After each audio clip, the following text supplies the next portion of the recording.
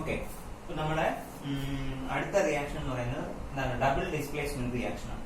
Okay, so double displacement എന്ന് പറഞ്ഞാൽ ഇതില് ഒരു ഹൈലി റിയാക്റ്റീവ് മെറ്റൽ ഒരു ലീസ്റ്റ് റിയാക്റ്റീവ് ആയിട്ടുള്ള മെറ്റലിനെ റീപ്ലേസ് ചെയ്യും. അതിനാണ് നമ്മൾ ഡിസ്പ്ലേസ്മെന്റ് എന്ന് പറയുന്നത്. അതേസമയം ഡബിൾ ഡിസ്പ്ലേസ്മെന്റ് എന്ന് പറയുമ്പോൾ ഇവിടെ നിങ്ങൾക്ക് നേരത്തെ 9ാം ക്ലാസ്സിലൊക്കെ ആനയോൺസ് എന്താണ്, കാറ്റയോൺസ് എന്താണ്, ഈ കാര്യങ്ങളൊക്കെ നിങ്ങളെ പഠിപ്പിച്ചിട്ടുണ്ട്. അതായത് നെഗറ്റീവ്ലി ചാർജ്ഡ് ആയിട്ടുള്ള അയോൺസിനെയാണ് ആനയോൺസ് എന്ന് പറയുന്നത്. പോസിറ്റീവ്ലി ചാർജ്ഡ് ആയിട്ടുള്ള അയോൺസിനെയാണ് കാറ്റയോൺസ് എന്ന് പറയുന്നത്. അല്ലെ, നിങ്ങൾ നേരത്തെ ഇതൊക്കെ 9ാം ക്ലാസ്സിൽ പഠിച്ചിട്ടുണ്ട്. ഇപ്പൊ ഒരു സിമ്പിൾ എക്സാമ്പിൾ പറയുകയാണെങ്കിൽ ഇപ്പം ലെറ്റ്സ് ടേക്ക്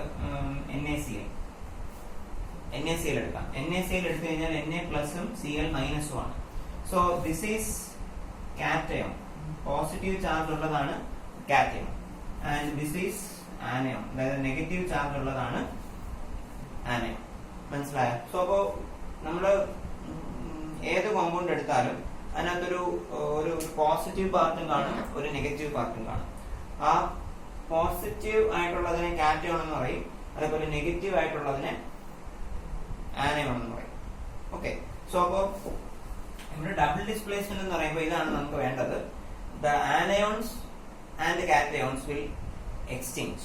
അതെങ്ങനെയാണ് എക്സ്ചേഞ്ച് ചെയ്യുന്നത് നോക്കാം. അപ്പൊ നമ്മുടെ ഇവിടെ രണ്ട് കോമ്പൗണ്ട്സ് ഉണ്ട്, AB പ്ലസ് CD.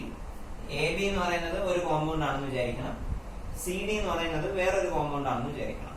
അപ്പോ ഇതില് ഒന്ന് ആനയോൺ ആണ്, ഒന്ന് കാറ്റയോൺ ആണ്. ഇവിടെയും ഒന്ന് ആനയോൺ ആണ്, ഒന്ന് കാറ്റയോൺ ആണ്. അപ്പൊ ഇവിടെ ആക്ച്വലി സംഭവിക്കുന്നത് എന്താണ്?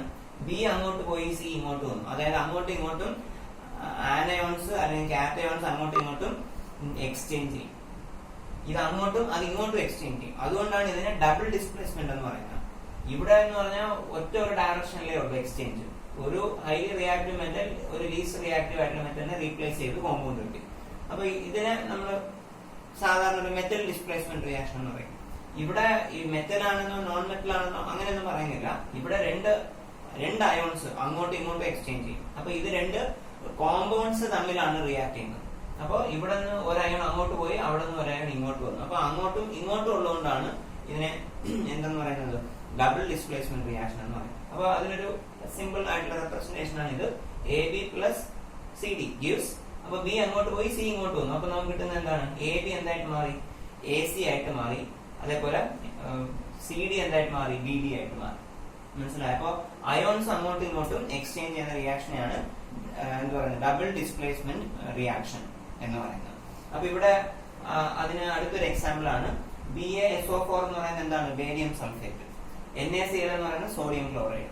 സോ ഇത് രണ്ടും കൂടി റിയാക്ട് ചെയ്യുമ്പോൾ നമ്മൾ ഇതിനെ രണ്ടിനെയും കൂടി മിക്സ് ചെയ്താൽ നമുക്ക് കിട്ടുന്നത് SO4 അങ്ങോട്ട് പോകും, Cl ഇങ്ങോട്ട് വരും.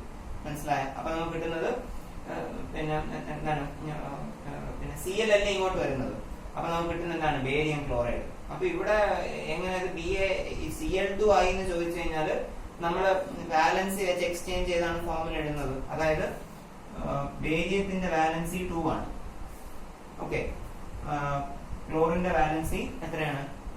1 ആണ്. അപ്പം ഇങ്ങോട്ട് വരുന്നത് ആരാണ്? ക്ലോറിൻ ആണ് ഇങ്ങോട്ട് വരുന്നത്.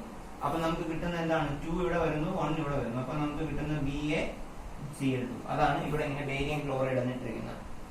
ഓക്കെ, അതുപോലെ ഇവിടെ നിന്ന് പിന്നെ ക്ലോറിൻ പോയി, പക്ഷെ സൾഫേറ്റ് വന്നു. അപ്പൊ ഇവിടെ ഓൾറെഡി നമുക്ക് ഉണ്ടായിരുന്നത് സോഡിയം ക്ലോറൈഡ് ആണ്. അപ്പൊ ഇവിടെ നിന്ന് ക്ലോറിൻ പോയി പിന്നെ സൾഫേറ്റ് വന്നപ്പോൾ നമുക്ക് എന്ത് കിട്ടും? സോഡിയം സൾഫേറ്റ് കിട്ടും. ഇവിടെ എങ്ങനെ Na2SO4 ആയി ചോദിച്ചാൽ അത് ഇതേപോലെ വാലൻസി എക്സ്ചേഞ്ച് ചെയ്താണ് ഫോർമുല എഴുതുന്നത്. സോഡിയത്തിന്റെ വാലൻസി 1 ആണ്, സൾഫേറ്റിന്റെ വാലൻസി എത്രയാണ്? 2 ആണ്. സോ 1 ഇവിടെ വരും, 2 ഇവിടെ വരും. അപ്പൊ നമുക്ക് കിട്ടുന്നത് എന്താണ്? Na2SO4. മനസ്സിലായി? അപ്പൊ ഇങ്ങനെ ബാലൻസ് എക്സ്ചേഞ്ച് ചെയ്ത് നിങ്ങൾക്ക് ഫോർമുല എഴുതാൻ നിങ്ങൾ അറിഞ്ഞിരിക്കണം. അതിനാണ് നിങ്ങളുടെ അടുത്ത് ആദ്യമേ ആ ഒരു ടേബിൾ എഴുതി വെക്കാൻ പറഞ്ഞത്. ഓക്കെ, മനസ്സിലായോ? അപ്പൊ ഇനി ഈ ഇക്വേഷൻ എന്തല്ല? ബാലൻസ്ഡ് അല്ല. ഓക്കെ, ഇവിടെ ഒരു ബേരിയം ഒരു ബേരിയം. ഓക്കെ, ഒരു സൾഫേറ്റ് ഒരു സൾഫേറ്റ്. ഓക്കെ, ഒരു സോഡിയം ഇവിടെ 2 സോഡിയം, ഒരു ക്ലോറിൻ ഇവിടെ 2 ക്ലോറിൻ. അപ്പൊ അത് ബാലൻസ് ആണ്. മനസ്സിലായോ? അപ്പൊ ഇവിടെ 2 ക്ലോറിൻ 2 സോഡിയം, ഇവിടെ ഒരു ക്ലോറിൻ ഒരു സോഡിയം. അപ്പൊ ഇതിനെ 2 ആക്കിയാൽ പോരെ. അപ്പൊ ഇതിനെ 2 ആക്കാൻ എന്ത് ചെയ്താൽ മതി? ഇവിടെ ഒരു 2 ഇട്ട് കൊടുത്താൽ മതി. ഇനി നോക്കിയേ, ഇവിടെ ഒരു ബേരിയം ഇവിടെ ഒരു ബേരിയം ബാലൻസ്ഡ്. ഒരു സൾഫേറ്റ്, ഈ സൾഫേറ്റ് ഒക്കെ എടുക്കുമ്പോൾ ഇങ്ങനെ ഒറ്റയടിക്ക് ഒരു ഗ്രൂപ്പായിട്ട് എടുത്താൽ മതി. സൾഫേറ്റ്, ഒരു സൾഫേറ്റ്, ഇവിടെയും ഒരേ ഒരു സൾഫേറ്റ്. ഓക്കെ, രണ്ട് സോഡിയം. ഈ രണ്ട് ആർക്കും അപ്ലൈഡ് ആണ്, ക്ലോറിനും അപ്ലൈഡ് ആണ്. അപ്പൊ ഈ 2NaCl എന്ന് പറയുന്നത് 2Na മാത്രമല്ല, 2NaCl means NaCl plus NaCl, അതിനാണ് 2NaCl എന്ന് പറയുന്നത്. അപ്പോ രണ്ട് തവണ NaCl ഉണ്ട് എന്നാണ് ഇതിന് അർത്ഥം. മനസ്സിലായി? This means there are 2 molecules of NaCl, which means there are 2 atoms of sodium, 2 atoms of chlorine. 2NaCl എന്ന് പറഞ്ഞ് ജനറൽ ആയിട്ട് ആണ് ഇട്ടിരിക്കുന്നത്. അപ്പൊ ഇതിന്റെ അർത്ഥം നമ്മൾ ഇങ്ങനെയാണ് എന്താണ് മനസ്സിലാക്കേണ്ടത്. രണ്ട് സോഡിയം ഉണ്ട്, രണ്ട് ക്ലോറിൻ ഉണ്ട്, അങ്ങനെയാണ് മനസ്സിലാക്കേണ്ടത്. ഈ രണ്ടെന്ന് പറയുന്നത് സോഡിയത്തിനും ബാധകമാണ്, അതേപോലെ ക്ലോറിനും ബാധകമാണ്. മനസ്സിലായോ? So this 2 is applicable to sodium and chlorine. Okay, so which means there are 2 sodium, 2 chlorine, 2 chlorine. Okay, ബാക്കിയെല്ലാം ഓൾറെഡി ബാലൻസ്ഡ് ആണ്. ഒരു ബേരിയം, ഒരു സൾഫേറ്റ്. ഇങ്ങനെയാണ് ഈ ഇക്വേഷൻ എന്ത് ചെയ്യുന്നത്, ബാലൻസ് ചെയ്യുന്നത്. ഇനി അടുത്തൊന്ന് നോക്കിയേ. Zinc sulphate reacts with calcium chloride. അപ്പൊ ഇവിടെയും അങ്ങോട്ടും ഇങ്ങോട്ടും അയോൺസ് ആണ് അങ്ങോട്ടും ഇങ്ങോട്ടും എക്സ്ചേഞ്ച് ചെയ്യുന്നത്. ഇവിടെ നിന്ന് സിങ്ക് സൾഫേറ്റിലെ പിന്നെ സൾഫേറ്റ് അപ്പുറത്ത് പോകുമ്പോൾ കാൽഷ്യം ക്ലോറൈഡിലെ ക്ലോറൈഡ് ഇപ്പുറത്ത് വരും. മനസ്സിലായ?